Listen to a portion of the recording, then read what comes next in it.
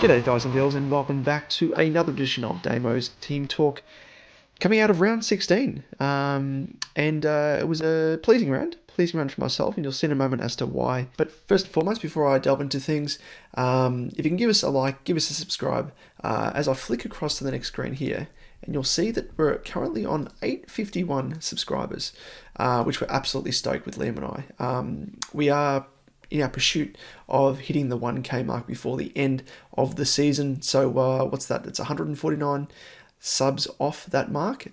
So by this rate, I think we're going to fall short. So if you can help us on our journey and help catapult us towards that 1K mark, that would be absolutely awesome. So thanks so much in advance. So with that, let's flick across to my team and see how we went. Alrighty, so ended up scoring a 2,617, so that was a top 1% score.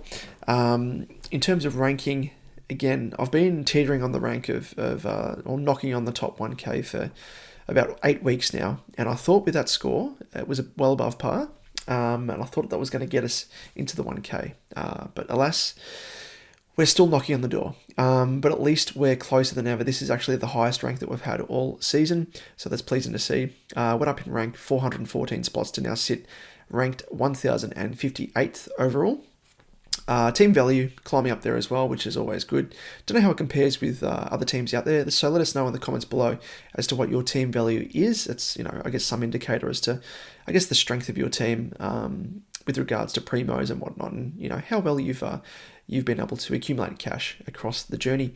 So let's have a look at my team and how it went on the weekend, and there's quite a few tons across the field, which was pretty good to see. So I should say from the outset, in terms of the trades that I did, I only did the one, and I was relatively happy with it, and I think it'll pay off long term as well in terms of stability in scoring, and that was trading Weddle to Doherty with one trade, which was a handy position to be in, I guess. With 200k in the bank, traded Weddle to Doherty. Doherty, he was actually scaled down by a few points, which was disappointing because he put in an absolute blinder. I mean, the entirety of my Carlton team played pretty well for once. It was a rarity. We're on a roll now, 2 weeks in a row. It's strange feeling. I'll say that. But anyway, with regards to Doc, he was incredible. Watched him very, very closely, obviously. And he was playing a half-back role, roaming up onto the wing, and he was kind of drifting between wing and half-back. So did I say half-forward, half-back? He was, half-back, roaming up to the wing and sort of drifting back and forth and even pushing further up the ground to even kick a goal as well. I could have sworn that he had some CBAs, but having a look over at DFS Australia, and I've already prepared this earlier for you, and I was just looking at CBAs, and I was so surprised to see that Doherty actually had 0 CBAs. So I could have sworn that he was at stoppages, but he must have been actually pushing up the ground onto the wing so far to be at the stoppage without being, a genuine ruck rover or a rover. So that's really pleasing to see because he was on sort of the outskirts and a bit of an extra man, I guess you could say, like a bit of a third man, not a ruck rover, not a rover, but maybe a ruck rover or a ruck rover, who knows? But either way, a lot of the time he was actually unopposed. So he was playing accountable footy, but he knew, just with the smarts and experience of Doc, he was able to roam off his player and get free into open space and really capitalise on, I guess, the forward forays of Carlton, which was good to see. For a score of, 108 first up, super happy with that. I'll just show you just quickly, where are we? His heat map here. So this is his heat map, and you can see there, so he's roaming between the wing and sort of half back, and sticking to that one side of the ground as well. But yeah, he was pretty much all over the ground. If anyone watched the game, you'll know what I mean. But if you didn't, and you're looking for a defender, as I said last week in my Team Talk video and also in the podcast proper for last week when Liam and I discussed things, and he to me sticks out as I genuinely think he's going to be a D6, D7 option So for those people that are looking for a primo upgrade, I would bypass the likes of Ryan, as we mentioned in the podcast last week and weeks prior as well. He has the tendency to be switched within the blink of an eye, really, to be, an unopposed, unaccountable defender, to then becoming an accountable defender. We saw that actually on the weekend against the Dogs, where he was playing as a bit of a loose defender on Rory Lobb, and then after half-time, he was switched to Ugle-Hagen and played as a lockdown defender. And I think he was on a score of around about close to 50, if not over 50, at quarter time. And then when he was switched to that accountable role at half-time, he only ended up scoring, I think he ended up on 98 or thereabouts. 48 points more or thereabouts, roughly, in, the next 2.5, 3 quarters of football. So it's just not good enough, I think, when you're aiming for primos. And I think with Doherty, he has just a higher ceiling as Ryan when he's, at the peak of his powers. But I also think he's got a higher floor as well compared to Ryan. Very rarely is Doherty, playing that accountable defender role. And he's kind of playing the role that we all saw and, enjoyed last season. And we've got to remember as well, Doherty was the highest owned defender, if not the second highest owned defender coming into the season. So a lot of people forget the quality that he brings to the table here. And the good thing about Doherty as well is he's in just 7% of teams, which is incredible. Considering that he started the season, if you look down here, he started the season in 42.4% of teams and peaked at 43.2% of teams in round 2 from those people that traded him in. So to get someone of his quality, assurance in scoring, scoring security and the like, is just incredible. And ever since he's come back at round 7 to now, he's been able to score tons en masse as well. 120 plus scores, 135, and his lowest score in that time was a 77. Apart from that, he's dipped below 100 just, but apart from that, he's scored a ton, and that's kind of what you want. So Doherty for me is more of a, I'm looking down the track to, at the moment, he is operating as a bit of a D5, but hoping to potentially use Sheasel as maybe a bit of luxury upgrade to a Sicily down the track, if trades permit and injuries permit and suspensions, of course, as well, where Doherty would become more of a D6 type operation. But again, it's the high floor, high ceiling that I really like with Doherty, so I would really highly recommend him over someone like Ryan, who I mentioned. Houston's another one who you could look at. Don't mind him. He's probably more of a pod than Doherty if you're looking for another defender. But Doherty, in short, is the man that I went for as my trade-in option. And just rolling through my team rather briefly, this will be a shorter chat as well, and pretty much from here on out, because as you can see here, I'm only down to 3 trades, and the way it's going to work is, I'm going to be sitting on those trades for as long as possible, looking for strategic upgrades to really, strengthen my team on the bench side of things, and potentially using whether it be a D7, an M9, or an F7, to really strengthen that first bench spot, to then loop on scores as we go, to really maximize the amount of scoring that we can do. That would be ideal. But yeah, in short, I think our team talk video is going to be rather brief, and just sort of debriefing on our team as a whole, and still trying to forecast forward, of course, as well.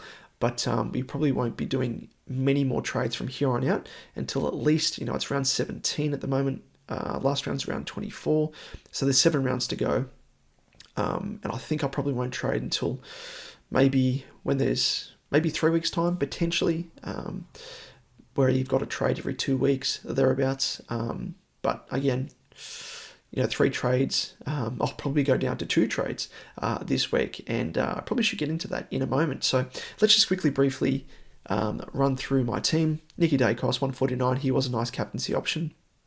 So for those people who jumped on him as a late captain, would have been happy with him. Tom Stewart, 147, he started like absolute shit and then turned it on in the last half, really. He smashed it, so good to see. And again, I always say this about Stewart, but it's that high floor that he provides, and you can really see in his scoring across the journey, like his lowest score is a 91. Every other score is turned up. where, obviously he's had a couple of downers as well, but those scores that he scored in the ton, more often than not, he scored 110 plus. So really nice scoring floor. Jordan Dawson, 102. Okay, I mean, he had a blinder the week prior, so he has a sort of a bit of a hall pass there. Jack Sinclair, 116. He had a bit of a late flurry. He was tagged by West Coast as well. So happy with that score considering. Doherty, 108, pretty good on debut. Harry Sheasel, 79, looped him on. And you'll see there, like you're probably asking the question as to why I had Sheasel on the bench there. From here on out, I'll be doing it for those, I guess players who have a game early in the round, just as a bit of a security risk or injury risk. If he was to get injured or whatever, or have an absolute shit game, I could potentially think about bringing Chincotta on. Obviously, wouldn't have been ideal, and I don't have the faith in Chincotta's scoring ability at current. As you can see there, he scored a 32, to really use him as a loop option. So I was always going to lock in Sheasel, but yeah, that's pretty much from here on out, because I'll probably be doing it more in the midfield than anything with these two guys here. And, Seamus Mitchell I had to loop on as well. But moving on to the midfield, Bontempelli, 114, not too bad. Zachary Merritt, he could have pushed for 200 if he kicked a couple of goals there. But he looked really, really good. Petrarca, 128, he burnt all of us owners, because even though it's a really good score in isolation, he kicked 4 behinds, should have at least kicked 1, maybe 2, if not more than that. So I really held back his scoring there. So he could have hit the heights of a Zach Merritt if he converted in front of goal. Rory Laird, 84. I don't know what the issue was with Rory Laird. I think it can't be Keys, because Keys only had 1 CBA. So I'm not too sure what the go was. Let's have just a quick look for CBAs and what the go was. If there was maybe a drop in CBAs. No, 81. So I don't really know what the issue was. Maybe disposal efficiency? Contested possessions maybe down, tackles down. Let's have a look. Have a quick squeeze. His disposal efficiency was actually probably one of the best of the season. Actually has been the best across the entire season, 83%. He had more handballs than kicks, so that's a contributing factor. 5 tackles, not bad. It's a strange one. I can't quite put my finger on it as to what the issue was, apart from being down on kicks. Meters gained, maybe. Maybe he was just handballing sideways too much. That might have been the issue. But yeah, bit of a disappointment there, especially for those people that jumped on him for the C. And a bit of a segue here into my VC, who I obviously promptly locked in, and it was Lachie Neale, 143. He was my captaincy choice on the podcast, if you tuned into that. So yeah, super happy, especially in a game first up. It's just kind of, put your hands behind your head, kick your feet up on the desk, and away you go. You're pretty much happy to have locked in a captaincy score to that degree. So been really, really awesome. And just on that as well, I will show you, I've gone through and, actually I'll get it up in a moment because it's not showing up on the screen at present. But yeah, I've gone through in terms of my captaincy and VC scores for the entire year. And in short, I'm actually averaging across the 16 rounds 131.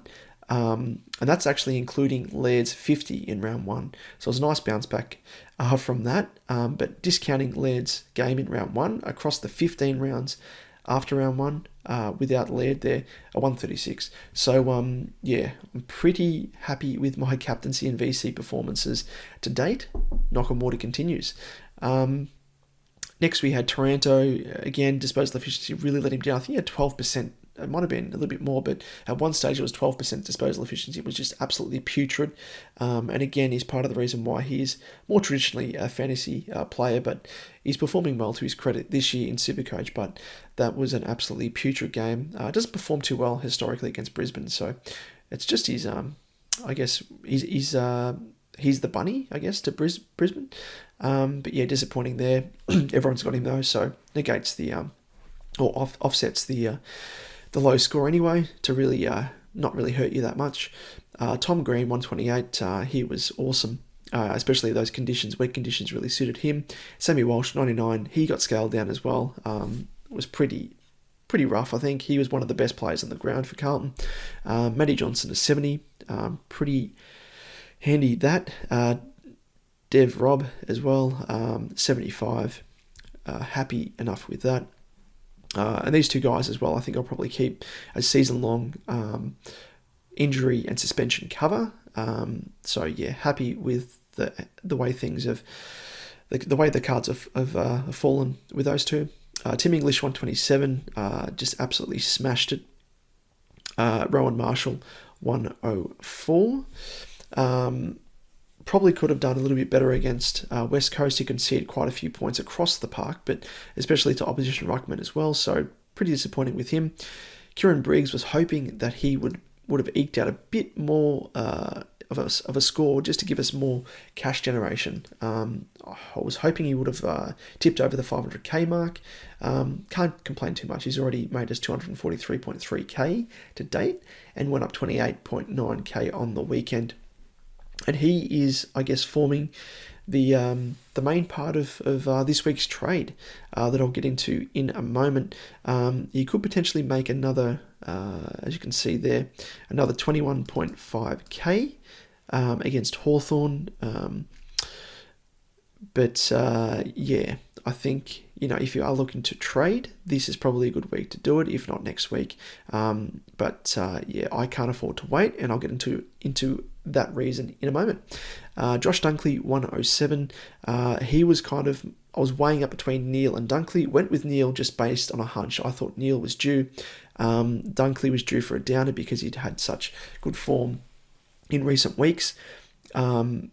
Yeah, it was just just working the odds more than anything. So was happy that obviously I went for Neil instead of Dunks, and that was the other thing as well. Trying to go for a bit more of a pod. The majority went for Dunkley as the VC option. Went for Neil to try and get a bit of a pod captain and give me a bit of a leg up over the competition. So that was part of the reason as well. Errol Goulden, 124, bounced back nicely again. He's continuing his nice run of form, and that tended to happen as well, as we highlighted on the podcast. When he's had a big score, he usually follows it up. So nice of Errol to treat us to that. Connor Rosie, 141, had a ripper game. Cogs, 86. He's just a disappointment this year, but everyone's got him. He's in most people, he's in 32% of teams. But yeah, I guess to his credit, his floor's around about that 80 odd mark, so it's not too bad. He probably, off the basis of that, is more of an F6 more than anything. Darcy Cameron had a bit of a downer. I think in terms of him, let's just have a look at ruck attendances. And I think early on, from what I saw anyway, he was giving up a fair few ruck attendances to Cox and Frampton. No, it wasn't Frampton. That was early in the game, but he actually had 63%.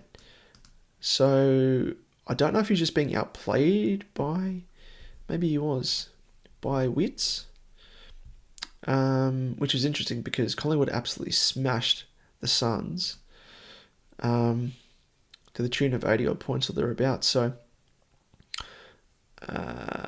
Wits, 29 hitouts, and Cameron, 13. It's kind of like, well, Cox actually did better with less ruck attendances in terms of hitouts compared to Cameron. But yeah, Wits is a tough matchup. I think he's a quality ruckman, traditional tap ruckman. But I just thought Cameron might have done more around the ground aerobically, just to outrun Wits, but wasn't to be. He's probably due for a downer, I think. A lot of people have brought him in. I'm surprised he's not in more teams. He's only in 17% of teams, but yeah, it is what it is. He faces English this weekend, so it's not going to get any easier. And then Sean Darcy as well. But then Port Adelaide, news have come out that Lycett's potentially out for a little while due to a meniscus injury. So they might be fielding a rookie ruckus, much like they did sort of this time last year. So he might be in for a nice round 19, but the next couple of weeks are going to be interesting. as to how he goes, but yeah, disappointing, but is what it is. And then this bloke here, Seamus Mitchell, what an absolute legend. He's really propped me up over the past few weeks. Scored a 98 and 87 especially when I've had to use him, the last week at the bye especially, but then on the weekend as well. And across the byes, he was good value as well. So he's going to be in my side for the rest of the season and using him as a bit of a swing with Harry Sheasel. But I think this will probably be the last week where I'll need him on field. And from here on out, I'll probably be just using him as a bit of a loophole option if I want to go down that path, depending on if Hawthorn play early in the round. And then to his credit, Ryan Marek, he was a late in. I don't know why he was dropped initially. I think maybe they were going to use him as a sub. There was a late out. He came in. Was it Tim Kelly went out and a couple of others? And yeah, Marek came in. To his credit, he went up 37.6k. If you're looking, for a bit of a cash cow to moo. But with the 76, kicked 2 goals, had 13 disposals, 4 marks, 4 tackles. So good stuff by the youngster. And has rewarded himself, should be rewarded with an extra game. And I think he should play out the rest of the year. Like, come on, West Coast, what are you doing? You're not going to win many games and just go for the number 1 draft pick. Put time and effort into the rookies you've got. But anyway, let's move on to this coming week. And in terms of what I'm thinking with regards to trades, obviously, as I said, I'm down to 3 trades, as you can see above there. Before I make any moves, let me just quickly optimize my team. And bingo, bango, there we go. What's it done here? It's shifted around players. All right, yeah. So what it did is it put Dunkley into it's much for muchness. But anyway, this is kind of how I've been shaping up without loops and anything else. And what I'm thinking, sorry, Briggs has always been on the bench. And what I'm thinking with regards to here, as you can see, defense is pretty much set, bar maybe Sheasel. He'll be a luxury upgrade, hopefully, if you have trades up my sleeve. But at this stage, defense is set. Connor should be the E from here on out. Midfield is largely set, although Taranto I want back in the forward line. The rucks are set, and the forward line is missing an F6, so that's where Taranto will be going, and that move will be made courtesy of Briggs going out, and probably no surprise here, so Briggs will be cashed in, I guess, or traded out to a Primo. And that Primo will be an M8, which will then allow me to push Taranto back into the forward line and put Seamus Mitchell back on the bench. So let's shift Madden back to R3. We'll shift Taranto back into the forward line. And then, probably no surprise here, because if I scroll down, you'll see one of the most traded in plays, 18.3% as I record this, Callum Mills. And he's an absolute no-brainer for those of you who are in my position and are in need of an M8. Even so, I think if your midfield is set and you have trades to permit this trade, you could bring in Mills as a bit of a M9 bench option, whose score you could potentially loop on to the field if you have like another loophole option. The main thing with me is, in terms of my loophole option or my non-playing player, it's M. Roberts at the moment, who obviously plays for Sydney as well. So it's not going to work using him as a loophole non-playing player with Mills. But regardless, Mills at present will operate as my on-field M8. So let's go ahead and find... there he is, 106. So he is an absolute bargain. Let me just, before I do that, actually, let's do it. Complete the trade. Gives me 100.7k in the bank as well, which is always handy, courtesy of the Briglet. Tip of the cap to you, fine sir. So let's go ahead and complete this trade.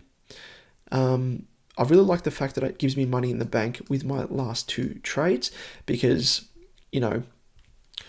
I could potentially maybe do a bit of a downgrade upgrade and bring in a Sicily, for example, by trading, I don't know who it would be, but maybe if I was to do a Seamus Mitchell down to a rookie, that'd give me 300k, and then I could trade Sheasel up to Sicily potentially, or, depending on how much Matt Johnson maxes out at, I could potentially trade a Seamus Mitchell plus, give me 200k, almost 300 plus the 100. Could trade him to a Sicily and then keep a Sheasel on the bench as a bit of a loop on option, and then go from there. So that's pretty much my team and how it looks. So let's bring Taranto back on field, and from here, Seamus Mitchell will be operating as my, cover. And that's pretty much how my team, or my finalised team, looks from here on out. Pretty happy with things. Across the park, I think the only one that I'm a little bit disappointed with is, I can't say Marshall. I mean, a lot of people have Marshall as it is. He's in 49% of teams. So again, it's kind of like Laird. If he has a downer, provided he's not your VC or not your captain, he's not going to hurt you as much. Because if he hurts you, he hurts, at least half the competition. And especially those teams at the top that more than likely have these players or these primos in their team. But pretty happy across the board. I think, as I said, Sheasel's probably the only weak link in my side. Aside from that, I'm pretty happy with the depth I've got on the bench in the midfield with Matt Johnson and Dev Robb. And then, Seamus Mitchell up forward and Marek as well. And then Chincotta in defence isn't the best. He's probably the one weak link. So if anything, I would probably be looking to bring in, as I said, like a Sicily, who would come in as a definite starter on field, push Sheasel to the bench, and then maybe, loop on Sheasel's score if need be, or use him for cover in case of an injury or suspension. Okay, let's finish off the video with a bit of a brief look at VC and C options heading into this weekend. Of course, check out our weekly podcast and vodcast here on YouTube. Podcast, of course, for those of you who are more partial to the audio format side of things. But in that, from week to week, if you're a regular listener or watcher, you'll know we do go through the top VC and captaincy options of the week and highlight the best of the best from each game as they stand out. So I think just looking at the fixture on the side here, I think the obvious one is Brisbane against West Coast, albeit West Coast played pretty well against St Kilda to their credit, fell short, unfortunately for them. But I think, Lachie Neale off the back is 143. As we know, Sinclair got tagged, so they may be rolling with a tag. As to whether or not they want to tag Neale or Dunkley is, I guess, up for conjecture.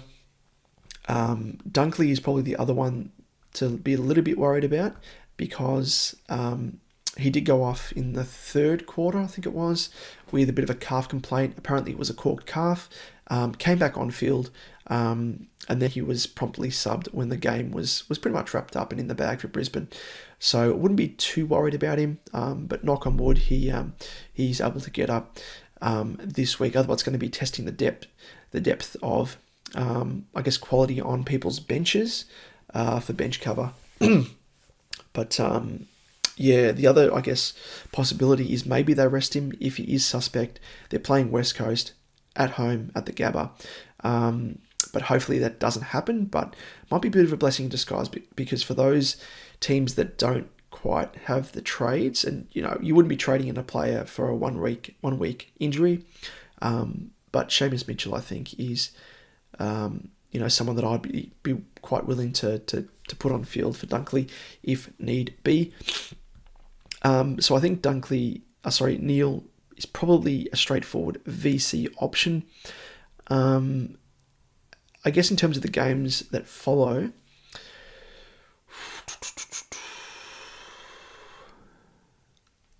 Maybe one of the Port boys, like a Rosie, maybe. I'm not too confident, though, for an outright C. Geelong, maybe a Stewart up against North.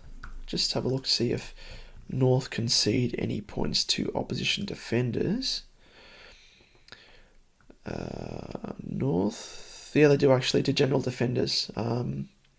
So that is an interesting option, potentially, a Tom Stewart in nice form.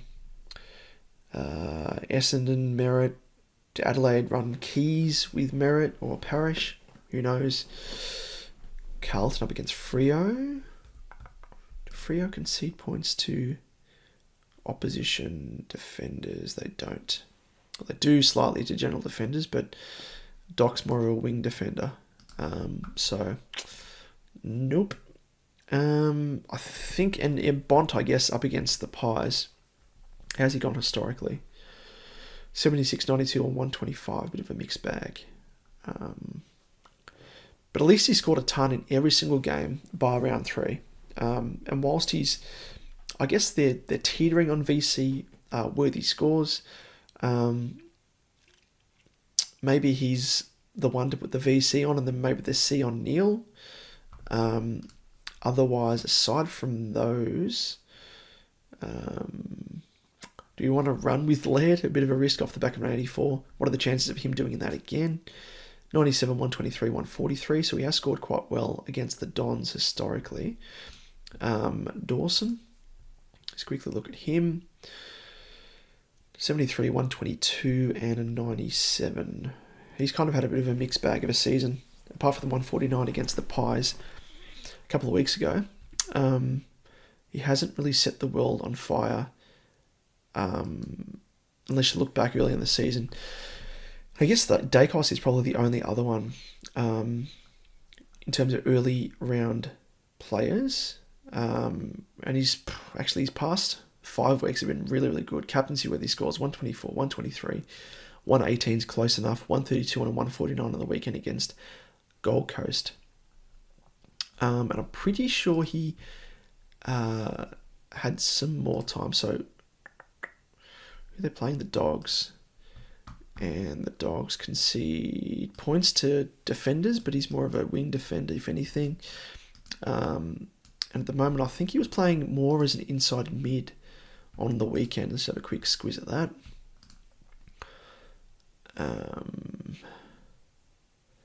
Dacos, 62, yeah.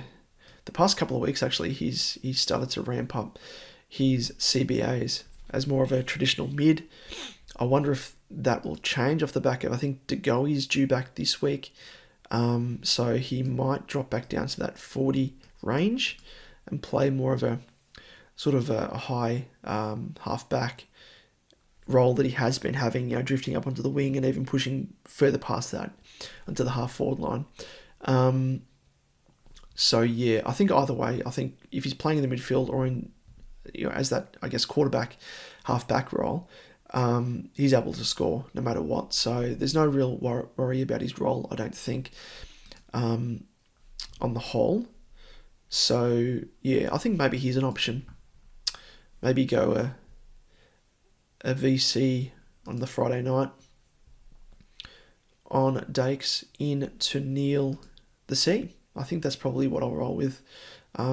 Potentially, if not a Bont. It'll be between Dakes and Bont, I think, as the VC, and then Neil as the C.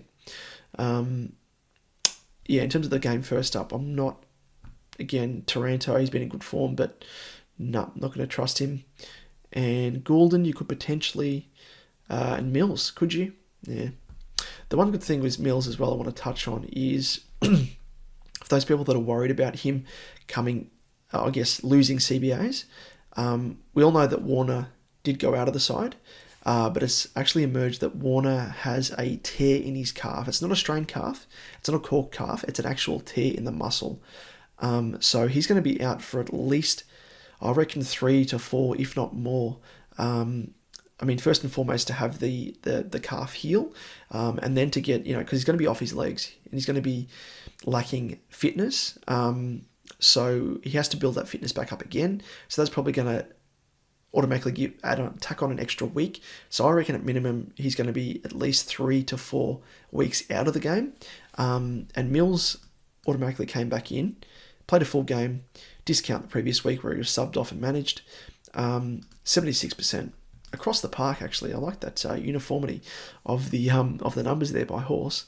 76% Parker, 76% Hickey as a ruckman, 76% Rowbottom, and 76% Mills. The only other player who's getting CBA still is Sheldrick, but his CBA is actually dropped from the previous week. So again, that means that Mills commands more CBAs first and foremost.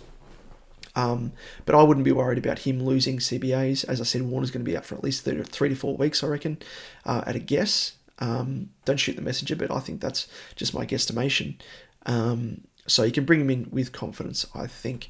And he should remain in that engine room off the back of, I guess, how well they played, despite the draw, Sydney. So look to bring Callum Mills in as a bit of a bargain option. Well, that's pretty much it. Was managed to stretch this chat out to 35 odd minutes or thereabouts. So hopefully that gives you a bit more of an insight into my team as it looks as a finalised prospect from here on out with 2 trades remaining. I'm praying to the SuperCoach gods to be not spiteful, don't smite us, to look down on us favourably, I think, more than anything. So, super happy with the way things are looking at the moment. And the other thing I should touch on as well is that DPP across the park, I've got like a ruck forward DPP with Cameron and Madden. I have Mitchell and Sheasel with a defensive forward DPP. I have mid forward DPP through Roberts. To bring on any of these guys here, they're all pretty much got the mid forward DPP. And then, the only thing I'm lacking is a mid-defender DPP, which I did have when I had Constable in the midfield, but then I had to switch him back when I was doing trades and whatnot, and upgrades. So that's really the only link that isn't activated. But is what it is, I think. The main thing is that, hopefully down the track, I could maybe look to bring Sicily in, as I mentioned, but that'll be weeks away, so we'll just have to bide our time and cross our fingers and everything else, and hopefully we can get through unscathed to the point where we can potentially use these last couple of trades as luxury upgrades, especially on the eve of SuperCoach finals in league head-to-heads and cash leagues that I'm in that are looking pretty good at the moment, so pretty happy with that. Alrighty, so that's my team as it looks coming out of round 16, heading into round 17 with Mills, the last primo inclusion to finalise my team. So thanks again for tuning in. Don't forget to tune in to the podcast and vodcast proper for the round 17 or round 16 review, round 17 preview, which will be put up on the Tuesday evening or Tuesday sort of afternoon. And then also on Thursday, when we have the team announcement live stream, which Liam's joining us for.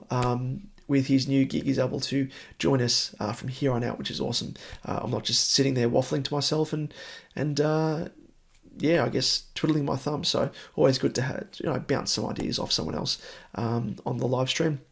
Apart from you kind folk as well in the live chat. So look out for that because you can throw questions at us in the live chat on YouTube through the live chat function.